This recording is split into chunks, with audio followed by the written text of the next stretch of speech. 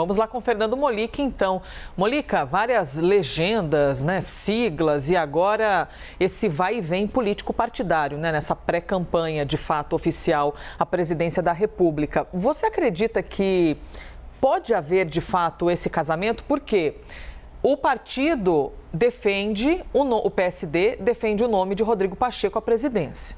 E ao mesmo tempo está flertando com Eduardo Leite. Qual a chance de uma aliança nacional, hein, com o PDT?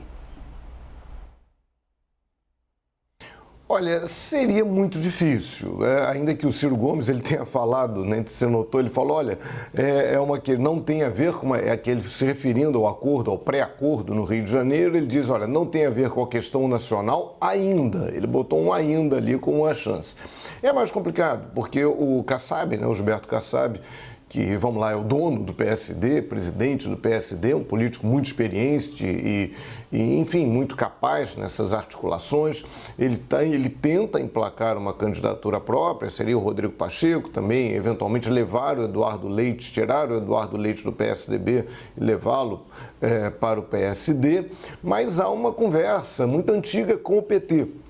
Há um interesse muito grande do PT em conseguir o apoio do PSD já no primeiro turno, naquele projeto aí de eventualmente o Lula ganhar no primeiro turno. Então há essa possibilidade, que isso permitiria também que em Minas Gerais o PT não lançasse candidato próprio e apoiasse ao governo de Minas Gerais o atual prefeito de Belo Horizonte, o Alexandre Calil. Então nesse momento o PT estaria mais bem colocado numa eventual decisão do PSD de não lançar candidato à presidência da República. O PT estaria na frente do PDT nisso, até por um motivo óbvio.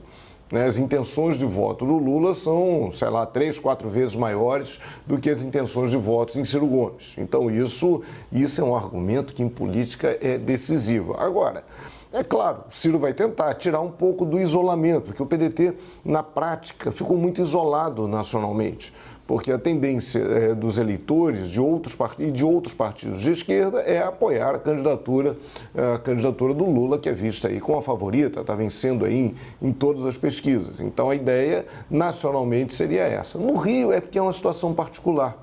O prefeito do Rio, Eduardo Paes, que já passou por vários partidos, ele fica de um lado para o outro, foi eleito pelo DEM, agora já está no PSD, ele tem um medo de uma eventual vitória do Marcelo Freixo, que saiu do PSOL e foi para o PSB, ele tem ali o medo de haver, num caso de vitória do Freixo, o Freixo se consolidar como uma liderança importante aqui no Rio de Janeiro. Então, se o Freixo vier a ser eleito governador agora, em 2022, ele poderia disputar a reeleição lá na frente, em 2026. E, em tese, o Eduardo Paes vai tentar a eleição para o governo do Estado em 2026.